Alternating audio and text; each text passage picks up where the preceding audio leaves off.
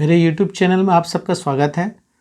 जैसा कि आप जान रहे हैं कि ये बोर्ड एग्ज़ाम का सीरीज़ चल रहा है और बहुत ही इंपॉर्टेंट क्वेश्चनों को आप लोगों के सामने रखा जाएगा। जितना हो सके मैक्सिमम देखने का कोशिश करो।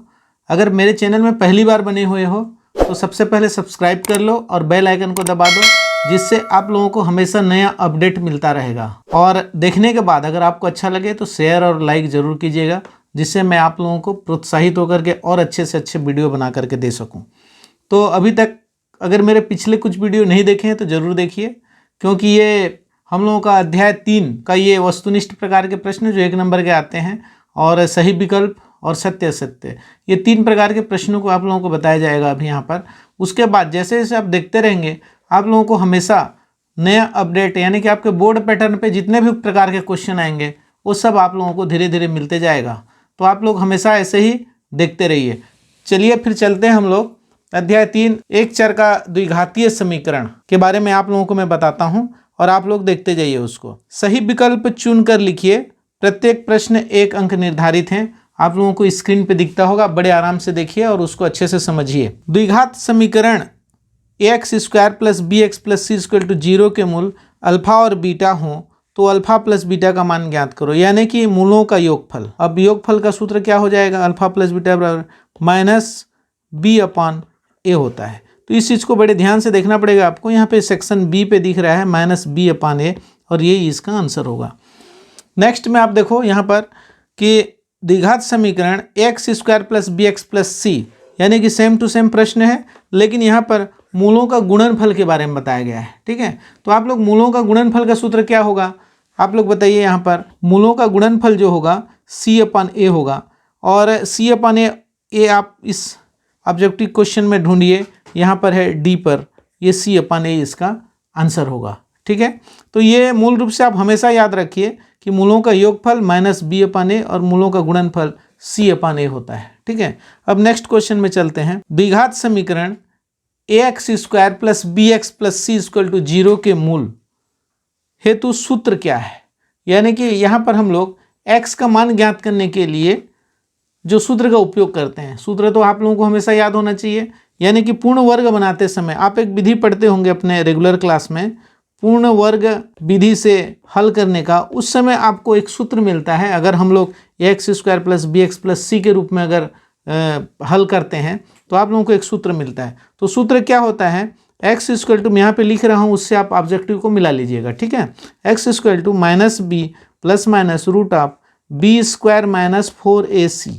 4ac/2a) ये है। अब इसको देख लीजिए, आपको जहाँ पे भी आपका मिल रहा है ये आपको याद रहना चाहिए ना। इस पर क्वेश्चन भी आते हैं, 5 अंक के क्वेश्चन आएंगे, तो इसी सूत्र का उपयोग करते हुए आप लोगों को बनाना है, इसलिए ये सूत्र अच्छे से आना चाहिए। तो इसको मिला लीजिए, -b ± (b² - 4ac/2a) ये फर्स्ट वाला ही है इस पर इसका आंसर। ठीक है, तो आगे और देखिए। समीकरण x - 2 का होल स्क्वायर = 0 के हल कौन कौन से हैं? तो आप लोग x - 2 का होल स्क्वायर को क्या लिख सकते हैं? x - 2 एक ब्रैकेट, दूसरा x - 2 दूसरा ब्रैकेट। इसका मतलब क्या हुआ? x - 2 = 0 कर लेंगे तो दोनों के लिए वही बन रहा है, x - 2 = 0, यानी कि x = 2, यहाँ पर भी x = 2। क्या मिल गया हमको? 2 और 2 दोनों धनात्मक वाला। ठीक है, तो इसका आंसर क्या हो जाएगा? C हो जाएगा। तो इस तरह से आप देख रहे हैं, बहुत ही सरल होता है, थोड़ा सा मेहनत करना पड़ता है, पुरानी चीज़ों को याद रखना पड़ता है। ठीक है, अब आता है समीकरण x² - 7x = 0 को हल करके हमको इसके ज्ञात करना है x का मान। तो यहाँ पर क्या है? दोनों में x है, देखिए, इसलिए यहाँ पर x को कॉमन ले लेते हैं, उभयनिष्ठ ले लेते हैं, तो x - 7 एक आया, इसकी = 0 आया। इस जो दिया गया समीकरण है इसको हम इस रूप में लिख सकते हैं। ठीक है, अगर इस रूप में लिखते हैं तो क्या हो जाएगा? x = 0 हो जाएगा, या तो फिर x - 7 = 0 हो जाएगा। तो x - 7 = 0 होता है तो यहाँ पर x का वैल्यू 7 आता है और एक 0 आता है। ठीक है, तो आप लोग यहाँ पे देख रहे हैं कि 0 और 7 जहाँ भी आप लोगों को ऑब्जेक्टिव के रूप में दिख रहा है वही उसका आंसर है, यानी कि यहाँ पर फर्स्ट वाला ही इसका आंसर है, 5वां नंबर का भी। ठीक है, तो इस तरह से आप देख रहे हैं कि आगे बढ़ते जाते हैं हम लोग, और आप लोग बहुत ही इंपॉर्टेंट क्वेश्चन आपको मिलते जाएंगे जो कि आपके एग्जाम में आ सकते हैं, इसलिए बड़े ध्यान से देखते रहिए। नेक्स्ट क्वेश्चन 6वां नंबर पे देखिए। द्विघात समीकरण ax² + bx + c = 0 के विभेदक ज्ञात कीजिए। ठीक है, विभेदक माने डी, आप रेगुलर क्लास में पढ़े होंगे, नहीं पढ़े होंगे तो कुछ बहुत सारे वीडियो बने हुए हैं, आप पिछला देखते जाइए, आप लोगों को मिलते जाएगा। डी ज्ञात करना है, डी बराबर होता है बी स्क्वायर माइनस 4ac। ये आप लोगों को विभेदक का सूत्र याद रखना पड़ेगा, इसको बोलते हैं विभेदक, डिस्क्रिमिनेंट।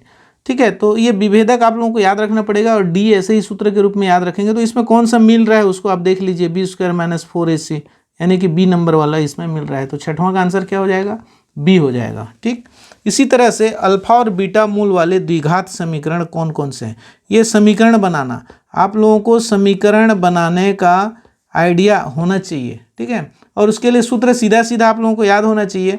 क्या होना चाहिए, एक्स स्क्वायर माइनस मूलों का योगफल, और यहाँ पे एक्स और फिर प्लस मूलों का गुणनफल। इस तरह से आप देख रहे हैं। अब इसको मूलों का योगफल और गुणनफल को आप अच्छे से समझिए। योगफल माने हो गया अल्फा प्लस बीटा, यानी कि x square minus alpha plus beta x plus alpha into beta. इस रूप में जो दिख रहा है आप लोगों को वो इसका आंसर है। मिला लीजिए आप इसको, x square minus alpha plus beta plus alpha beta. यहाँ पे सी वाला इसका आंसर दिख रहा है, चूंकि ये प्लस वाला है। यहाँ पर केयर कीजिएगा, दोनों में सिर्फ साइन के डिफरेंस में इसका आंसर आप गलत कर सकते हैं, इसलिए बड़े ध्यान से इसको देखते रहिए। ठीक है, आगे देखिए क्वेश्चन नंबर 8 पे आते हैं। यदि समीकरण ax square plus b x plus c equal to 0, ये हमारा मूल समीकरण है जो आपको बार बार ऐसा यूज हो रहा है। आप इसको मूल समीकरण आप लोगों को याद ही रखना पड़ेगा ये सब चीज़ों को। ठीक है, तो विविधकर d बराबर 0 हो तो उसके मूल कैसे होंगे। d का वैल्यू क्या हो जाना चाहिए, 0। आपको मैं सूत्र बताया था minus b plus minus root of, यहाँ पे मैं d लिख रहा हूँ। ठीक है, बी स्क्वायर माइनस 4ac अपन 2a होता है, ये स्थिति है। तो यहाँ पे d को 0 बता रहा है, यहाँ पर d को 0 बता रहा है, माने इतना सेक्शन क्या हो गया, 0 हो गया। तो क्या बचा, माइनस बी अपन 2a। अब जहाँ पे दिख रहा है माइनस बी अपन 2a, एक ठो ये हुआ तो दूसरा भी उसका हो जाएगा, चूंकि x का वैल्यू यहाँ पे 2 पद के रूप में लेते हैं यहाँ पर वर्ग समीकरण होने की वजह से। तो यहाँ पे माइनस बी अपन 2a आया है, दूसरा वाला भी क्या आ जाएगा, माइनस बी अपन 2a।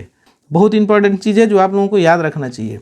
यहाँ पे दिया हुआ है x square minus 5x plus 6 equal to 0 के मूलों की प्रकृति बताइए। आप लोगों को मैं यहाँ पे तीनों प्रकृति एक साथ बता देता हूँ, उसके बाद आप उसको ध्यान से रखते रहिएगा। इसमें क्या होता है, d जो है वह छोटा है शून्य से, d जो है वह बराबर है, और d जो है वह बड़ा है शून्य से। इन तीनों के बारे में बता देता हूँ तो आपको इसका जो निष्कर्ष निकलेगा वो आपको अच्छे से पता रहेगा। यदि d का मान शून्य से छोटा है माने ऋणात्मक हो गया, और d बराबर 0, यहाँ पे शून्य की स्थिति में आप लोगों को क्या लेना है, वास्तविक तो आएगा, और इस ग्रेटर देन में भी वास्तविक आएगा। परंतु यहाँ पे दो अंतर आप लोगों को स्पष्ट दिखेगा कि d इज ग्रेटर देन 0 पर वास्तविक जो मूल होंगे वह अलग अलग होंगे, यानी कि भिन्न होंगे, और यहाँ पर वास्तविक जो होगा d इक्वल टू 0 पर यहाँ पर समान मूल होंगे, यानी कि अल्फा और बीटा के मान बराबर होंगे। ठीक है, तो यहाँ पर देखिए लिखा है मूलों की प्रकृति क्या होगी। तो हमको क्या निकालना है, हमको d निकालना है। d निकालने के लिए क्या करना पड़ेगा, minus d equal to b square minus 4ac निकालना पड़ेगा। केयर कीजिए, यहाँ पे b का वैल्यू कितना है, -5 का स्क्वायर माइनस 4, a का वैल्यू है 1 और c का वैल्यू है 6। तो कितना हो गया, 5 × 5 = 25 हो गया, माइनस 6 × 4 = 24 से कम 24 हो गया, यानी कि आंसर कितना आया, 1 आया। तो d इज ग्रेटर देन 0 हो गया। ठीक है, d इज ग्रेटर देन 0 के लिए यहाँ पे मैं क्या बताया हूँ, बड़े ध्यान से देखो, वास्तविक भी है और अलग अलग इसके वैल्यू मिलेंगे। तो यहाँ पर वास्तविक और असमान होगा, इसका पहला ए वाला होगा वास्तविक एवं असमान। तो एक रिजल्ट प्राप्त करने के लिए इतनी सारी जानकारियाँ आप लोगों को ध्यान में रखना पड़ेगा। ठीक है, आगे देखिए, द्विघात समीकरण के मूल होते हैं। ये देखिए 2018 में सेट सी में आया हुआ है, द्विघात समीकरण के मूल होते हैं। क्या होता है बताओ, द्विघात समीकरण का मूल बहुत ही सिंपल है, घात 2 है। ठीक है, तो उसके मूल भी 2 ठो प्राप्त होंगे, तो इसके मूल कितने हो जाएंगे, 2 ठो हो जाएंगे। ठीक, बहुत सरल है। वर्ग समीकरण x square minus 2x plus 1 equal to 0 के विविधकर का मान कितना होगा, ये भी एक सेट में आया था। तो इसमें क्या निकालना है, वही यहाँ पर जैसे निकालते हैं, d equal to b square minus 4ac, और b स्क्वायर का वैल्यू कितना है, ये -2 का स्क्वायर करना पड़ेगा, -4, a का वैल्यू है 1 और c का वैल्यू है 1। तो ये कितना हो जाएगा, 2 दूनी 4 हो गया, ऋणात्मक होते हुए भी वर्ग होने से धनात्मक हो गया। और इधर का कितना हो जाएगा, 4 एकम 4 एकम 4। ठीक है, तो इसका कितना हो जाएगा, 4 - 4 = 0। तो यहाँ पर इसके मूल जो होंगे, इसका मान कितना ठो होगा, 2 ठो होगा। वर्ग समीकरण x square minus 2x plus 1 equal to 0 के व्युत्कर का मान कितना हो जाएगा, यहाँ पर 0 आया है देखो, ठीक है। वर्ग तो यहाँ पर व्युत्कर निकाल लिया हमने, 4 माइनस 4 इक्वल टू 0 आता है, तो इसका वैल्यू व्युत्कर कितना आ गया, 0 आ गया, जो ए पर है, ठीक है। अब क्वेश्चन नंबर 12 पे आइए। वर्ग समीकरण x square minus 3x plus 2 equal to 0 का व्युत्कर याद कीजिए, है ना। ये चूंकि अलग अलग सेट में आता है लेकिन लगभग सेम क्वेश्चन रहता है, इसीलिए क्या करना है, वो सेट ABC के हिसाब से दिया गया है, आप रिपीट कीजिए और अधिक से अधिक जानिए ताकि आपसे कोई प्रकार का मिस्टेक ना हो। तो यहाँ पर मैं सूत्र नहीं लिख करके डायरेक्ट लिखता हूँ, -3 का स्क्वायर माइनस 4, ए का वैल्यू है 1 और सी का वैल्यू है 2। इसको हल करेंगे तो कितना हो जाएगा, 3 तिया 9 हो गया, -4 दूनी 8 एकम 8 हो गया। तो इसका वैल्यू कितना आ रहा है, 1 आ रहा है, यानी कि D इज ग्रेटर देन 0। तो इसका वैल्यू कितना, यहाँ पे वैल्यू पूछा है, का मान कितना होगा व्युत्कर, इसका 1 आ गया, है ना। यहाँ पे D इज ग्रेटर देन 0 का कोई रोल नहीं है, तो D कितना आ गया, इसका भी आंसर ए में होगा, ठीक है, जैसा कि आप लोगों को दिख रहा है।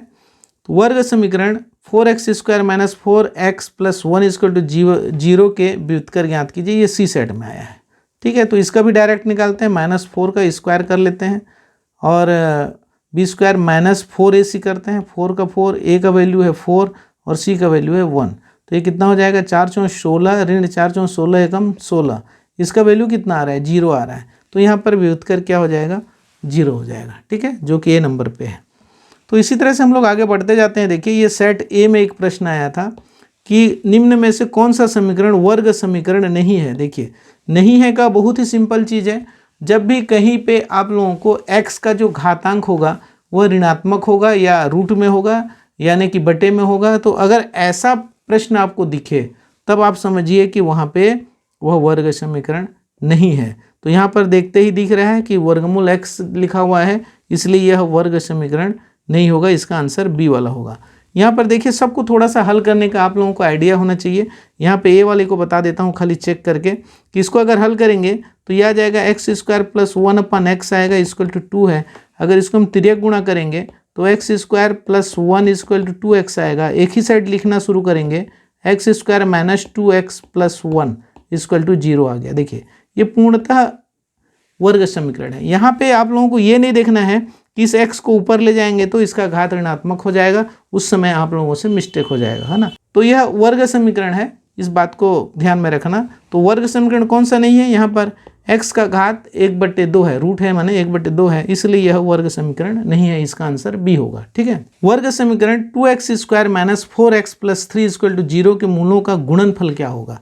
बहुत ही सरल है। गुणनफल क्या होता है, किसी भी वर्ग समीकरण के मूलों का अल्फा इंटू बीटा बराबर होता है c/a। तो यहाँ पर c का वैल्यू है 3, a का वैल्यू है 2। बहुत इजी है, जहाँ भी 3/2 दिखा वही आपका आंसर होगा c, ठीक है, यहाँ पे दिख रहा है आप लोगों को। अब आ जाते हैं क्वेश्चन नंबर 16 पे। कौन सा वर्ग समीकरण नहीं है, यहाँ पर भी वही प्रश्न आता है लेकिन प्रश्न की क्वालिटी अलग अलग है या वही है, एक बार देख लेते हैं। क्योंकि सेट सी में ही आया है, यहाँ पर सेट ए में आया था, है ना, ठीक है। क्वेश्चन का प्रारूप लगभग वैसा है, इस बात को ध्यान में रखना। जैसे यहाँ पे वर्गमूल 5 दिख रहा है, इसको मत देखिएगा, सिर्फ x पर ही ध्यान रखना है हमको, उसमें किसी प्रकार का घातांक जो है ऋणात्मक या परिमेय संख्या वाला ना हो, यानी कि 1/2 वाला टाइप से नहीं होना चाहिए। तो इसमें कौन सा है, सी वाला है, देखो वहाँ पर भी था ऐसा ही, ठीक है।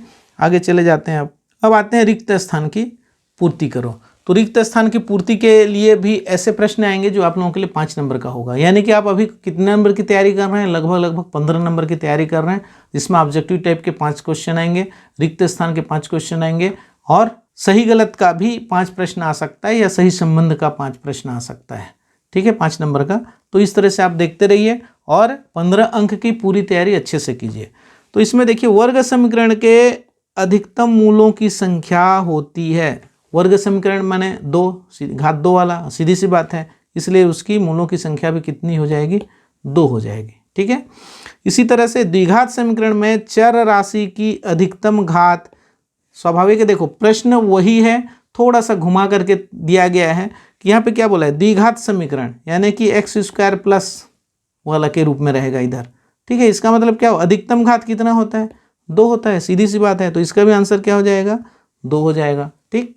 दोनों प्रश्न एक ही जैसे हैं, परंतु आपको समझना है और उसका आंसर सही लिखना है। फिर आता है द्विघात समीकरण का मानक रूप क्या होता है। द्विघात समीकरण का आप लोग अभी तक उतनी सारे पढ़ते आ रहे थे, अब यहाँ पर उसका यूज है। देखो क्या है उसका मानक रूप, ax² plus bx plus c equal to 0।